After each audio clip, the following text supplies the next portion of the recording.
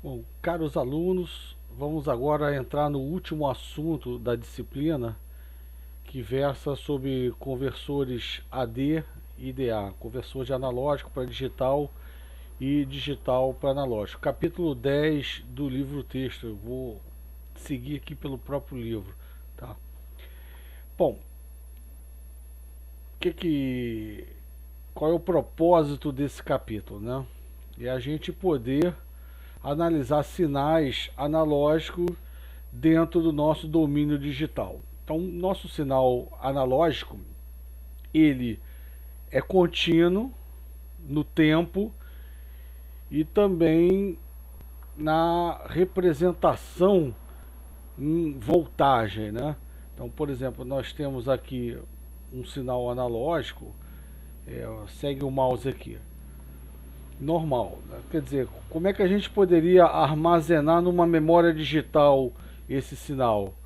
A gente teria que ter uma memória bidimensional infinita, né? Porque são infinitos tempos, instantes e infinitos níveis de tensão, tá? Então a gente tem que primeiro discretizar esse sinal, discretizar no tempo e discretizar na tensão. Discretizar no tempo a gente chama de amostragem, né? Vamos amostrar. Então vamos eleger uma taxa de amostragem. Tá? Aqui no livro está sinalizado aqui no livro como TS, né? Que é 1 sobre FS. Esse S de sample, né? De amostragem em inglês. Tá? Então, daqui a pouquinho a gente fala um pouquinho sobre as restrições dessa taxa de amostragem. Então, a amostragem no tempo e no domínio da tensão, a gente vai discretizar também, que a gente vai chamar de processo de quantização. Quantos níveis de tensão serão suficientes para diferenciar um sinal? Tá? Então, pode ser 256 níveis, isso. Então você vai representar uma amostra com 8 bits. 65.536 níveis são suficientes. Então você vai representar uma amostra com 16 bits. Tá? Então, depende. A qualidade CD, 16 bits. Por exemplo, o Arduino, ele tem um conversor de 12 bits, tá bom? Então esse aqui é o primeiro tópico. Quantização e amostragem são as duas formas de discretizar. Bom, aqui na página 301 eu mostro o esquema de um sinal analógico que tem esse comportamento periódico aqui, tá? Ele tem uma frequência de 1 kHz, ou seja, o período dele é 1 milissegundo, né? 1 sobre 1 milissegundo, 1 kHz. Que amostragem eu tenho que ter para garantir unicidade assim no meu sinal analógico, né? Veja bem, se eu tenho um período que repete, uma forma de onda que se repete a cada 1 milissegundo, e eu a cada exatamente 1 milissegundo amostra, eu vou mostrar os mesmos valores sempre, tá? Sempre. O que isso quer dizer, né? Não, ainda tem uma outra situação. E se... Tá vendo? Eu tenho duas formas de ondas diferentes, também com os mesmos valores, né? Se você olhar aqui, né, essas duas formas de onda são diferentes, mas têm a mesma amostra. Como é que eu vou poder diferenciar uma ou outra? Então, existe um teorema, tá? O pessoal de Elo e Com já deve ter visto em CAD 1. Existe um teorema chamado Teorema de Nyquist. Segundo a Rosângela, é Teorema de Nyquist, porque ele era francês, né? O pessoal chama muito do Teorema de Nyquist. Esse teorema diz o seguinte: você consegue reconstruir um sinal analógico totalmente se a sua frequência de amostragem for pelo menos 2 vezes maior que a máxima frequência do sinal.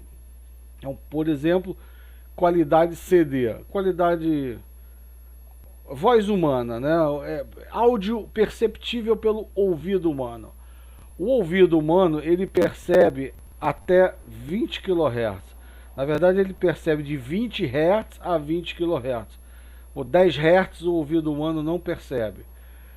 Tá, então o que você faz? Você filtra, passa um filtro, elimina todas as frequências acima de 20 kHz e amostra o sinal de entrada. Tem que amostrar com que frequência? Pelo menos 2 vezes 20 kHz. Então a frequência CD é 44,1 kHz.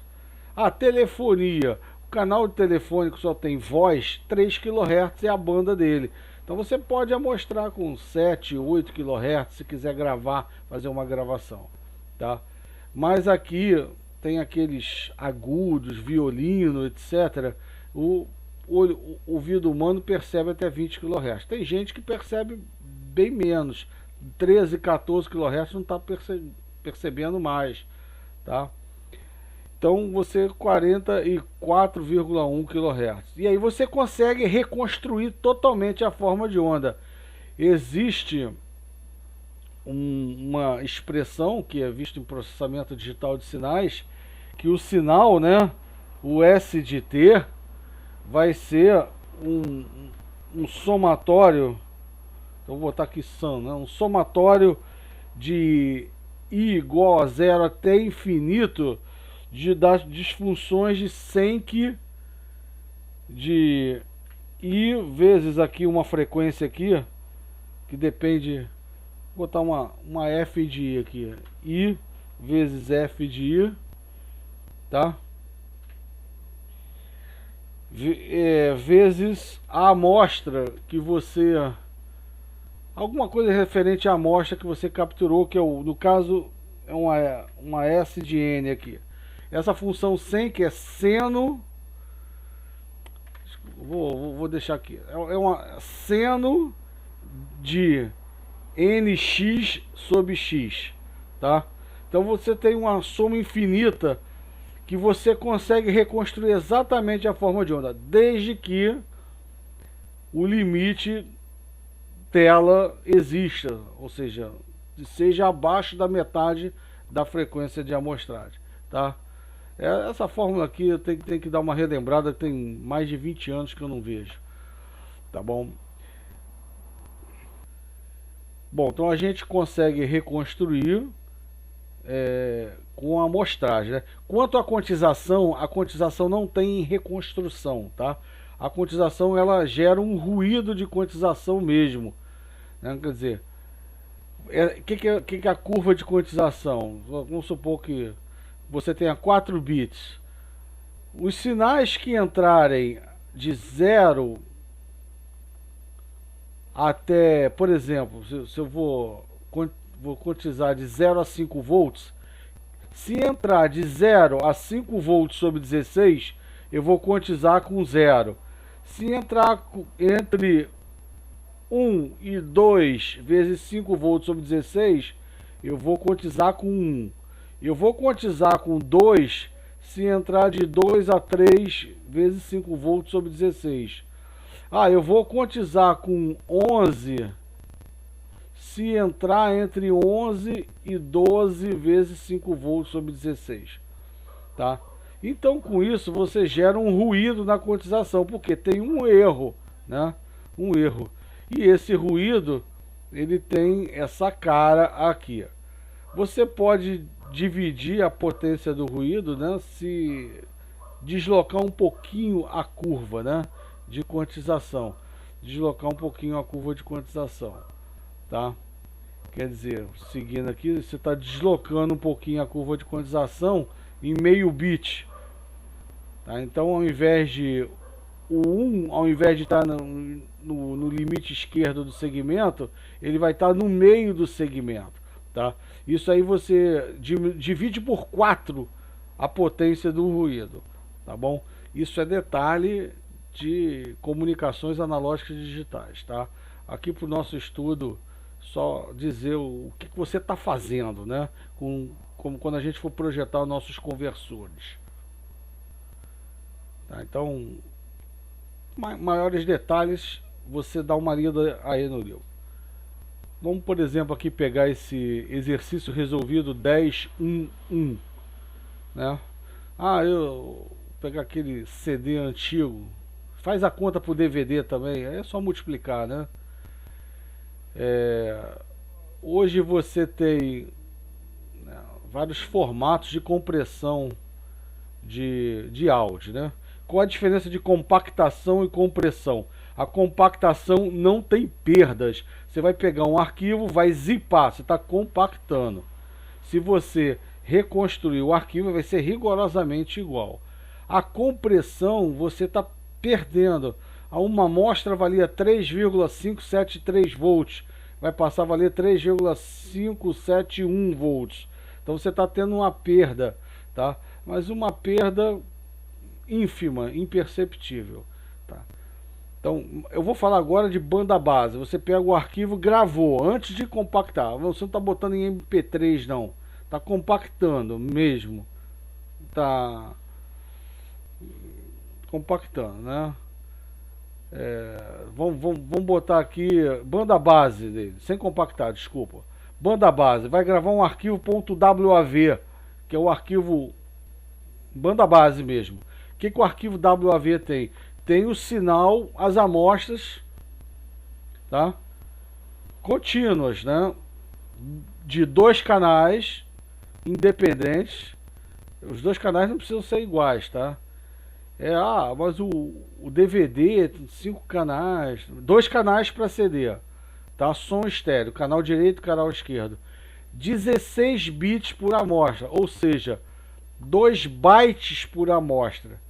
Taxa de amostragem 44,1 kHz.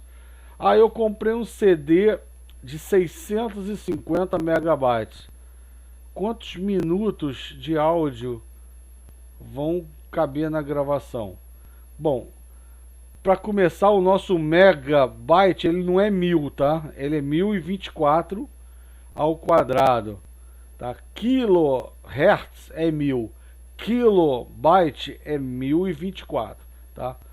Então, qual é a quantidade de bytes? 650 vezes 1024 ao quadrado. Quanto tempo? Bom, se são quantas amostras, né? A gente vai ter aqui, olha, são 44.100 amostras por segundo. Só que para cada amostra você vai ter 4 bytes, tá? 4 bytes, porque são 2 canais, esquerda e direita, e 2 bytes, porque são 16 bits, tá? Então, 76. Portanto, serão 3.864, esse valor aqui de segundos, por mais de 1 hora. Então, um CD de 800 MB, você chega aproximadamente a 75 minutos de gravação, ok? Bom, eu vou fechar aqui esse primeiro vídeo, que é um vídeo só de conceitos introdutórios, que aqui eu estou dizendo o que a gente vai fazer nesse capítulo. A gente vai projetar circuitos que convertam sinais analógicos para digital e digital para analógico. Aí eu faço aquela pergunta: o que será mais fácil, projetar um DA ou um AD? Digital para analógico ou analógico para digital? O mundo digital, ele não sabe o que é o analógico. Só que o analógico, ele sabe o que é o digital. Essa tensão aqui por volta de 5 volts é o 1 digital. Essa por volta de 0 é o 0 digital, né? Então, na verdade, né? Até o general Pedro Paulo, que foi professor de Elo 1 e Elo 2 na EC3, falava, pô, a eletrônica digital é um caso particular da eletrônica analógica. Ao fundo ele tem razão em termos, né? Então, na verdade, vai acontecer isso. Nós vamos projetar um conversor de analógico para digital, de digital para analógico, e vamos usar um conversor digital para analógico para projetar um conversor de analógico para digital. Então, a partir do segundo vídeo. Forte abraço.